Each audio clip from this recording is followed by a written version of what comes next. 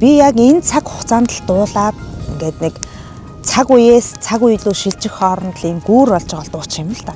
Одоо ингээл энээс хоошоо дараагийн үе маань аваад дуулж л таарна.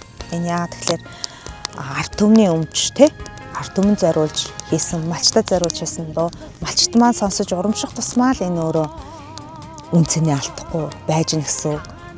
Тэгэхээр ганц дуучин өмчлөн гэхээсээ илүү олон дуучин дуулах нь өөрөө энэ төрлийн сэдвийн дуунуудыг сэргээж дуулах нь өөрөө өшөө бүр хүмүүсийг ухаж дуулаасаа гэж үздэг байхгүй. Маш их дуу байгаа.